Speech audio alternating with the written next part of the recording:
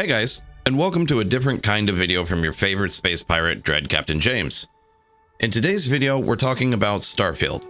And no, we're not going in on a how-to or what's the best blah blah blah. In this video, I'm going to show you how it runs on the Steam Deck.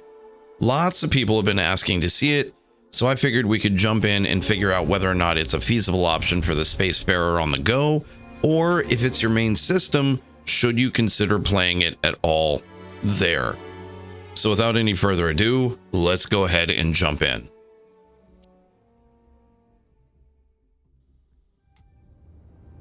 So for the control group, I'm using my PC to show what 60 plus FPS and ultra settings can do. I am recording at 60 frames per second through my capture card, and the resolution is at 1080.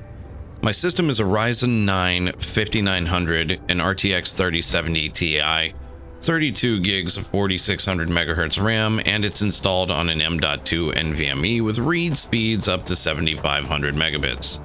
Suffice it to say, it runs pretty well, so this is a great baseline. The control run will take us through New Atlantis from the dock to the lodge, which is spiky here and there but runs just fine on my rig. Then we're going to enter the lodge to show what the actual goal is. When you have the time, of course. It should be noted that this is the same save file we've been using over at twitch.tv/DreadCaptainJames. Shameless plug, I know. So now you know where to find me during the week, and you should come over and hang out with me sometime. Space flight is smooth, crisp, and fluid, and the galaxy map is super responsive. Load times aren't bad either due to the M.2 drive being very fast. We make planetfall and see New Homestead on Titan, showing us a snowy, or at least I think it is, it's my first time here. I'm not sure if that's snow or ash. A snowy landscape with buildings and some cool wind turbines in the distance. Returning to the ship, we launch and begin the return back to New Atlantis. As it would be expected, this is a great experience. It's stable and fluid, and performance is fantastic. So now that we have a baseline to compare to, let's go ahead and move over to the Steam Deck. Now, before we get started, I want to point out a few things. The Steam Deck's output to a larger screen looks weird and sometimes less than stellar, as it's a lower resolution and relies a lot on FSR or upscaling at the default settings. I discovered how to improve that for Starfield, so the initial run to the lodge will be on default settings and the subsequent testing will be without this, and this is where the surprises all happened.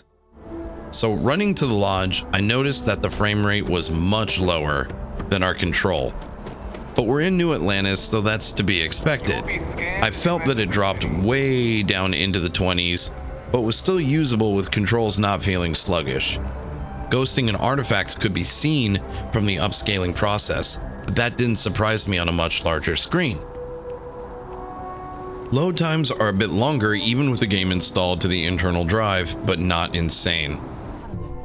Inside the lodge, the frame rate was really good, surprising even. I had to cut the game as a conversation began that I hadn't seen yet, and I didn't want to miss anything with chat because of recording. The next phase was to turn off upscaling completely and see what the deck could do on its own. The surprise for me here was this seemed to be the best all-around experience. Frames seemed better and even more stable, and the artifacting disappeared, plus much more detail was visible. This is the setting I would recommend if you're going to play this on the deck. Overall settings are low, disable FSR, and resolution upscaling. Ground travel seemed to run just fine, and space travel also played very smoothly with everything very visible and easy to read. I even got into a space battle and won, which really surprised me since I assumed that something would just lock up and I'd be annihilated by lag. Not only that, explosions and battle effects looked great, so I'd give it high marks there. I made my way to New Homestead to compare, and after a good load time, it rendered just fine, but somewhere near 30 FPS. Detail-wise, this looked fine, just lower resolution. Inside of the ship also looked pretty good and was navigable without any major lags to make it less than usable. Takeoff also looked good. Returning to New Atlantis, these settings to me seem to be the best way to get the best performance, period. Now, here's the part I wanted to show that drives it all home. The Steam Deck outputs to a monitor or TV through its own dock or third-party docks. It notoriously doesn't look amazing when it's doing this, and I've noticed that the best way to show you what the deck is really doing is to not show the raw output, but a recording of the screen in handheld mode. So here it is. All settings were the same as what we used in the last portion, so no FSR and no upscaling. In the run to the lodge, we encountered a little bit of lag, but it also ran at a very stable frame rate. The lodge performed very smoothly and looked really good. All the details that were left out on low settings are harder to pick up with a smaller screen. Takeoff looked a lot better, and the artifacting on the buildings was less noticeable. Space travel was about the same and looked great and felt great. New Homestead looked really good and performed really well. And there, takeoff again looked smooth and stable. Jumping ran smoothly and looked super cool as it always does, and the walk around of our ship at New Atlantis looked and felt pretty good, all things considered. Okay, so where does that leave us? Well, we know this, the Steam Deck can absolutely run Starfield. The big question is, does it do it well? Well, yes and no. It struggles in super busy places like New Atlantis, and I'm sure other spots as well, but with some adjustments like what we've done here, it's not terrible and can be worked through. It also excels in certain areas like in handheld mode with a smaller screen and would absolutely be a viable option, but you will definitely need to be plugged into AC power because at full burn, this little beast is going to blast through your battery in a hurry. I'd probably give it about 90 minutes tops. Thermal limiting would be a good idea to keep that fan a little bit quieter too. Overall, I personally will be playing Starfield on my Steam Deck for sure. This was more than enough for me to say that it's viable, and the way I tested was simply by looking at it and making a judgment of, is this terrible or is this okay? My answer to that is, it's fine to play as a secondary experience, but not really as your first go-to. I think once it gets a bit more optimization, it'll be a very viable spot to play it, both off the plug and as your main go-to. How long that's going to take is anyone's guess, but I imagine it could be a priority.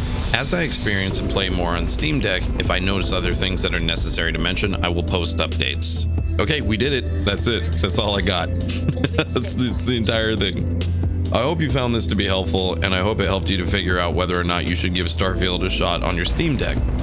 This is a massively fun game, and the fact that it even runs on the deck is really encouraging to me. So I can only imagine that it'll get better with time. I will be on the lookout for more information about it, and I'll keep testing it, looking for more information to provide to you. As always, thank you for watching this far. If you found this helpful, please leave a like on the video and consider subscribing to the channel. It really helps the channel to grow and has a huge impact on whether or not this video gets through the YouTube algorithm. Comment down below if you have some other tips and tricks for better performance on the Steam Deck for Starfield, and happy and safe flying to you. I'll see you in the next vid, and thanks again.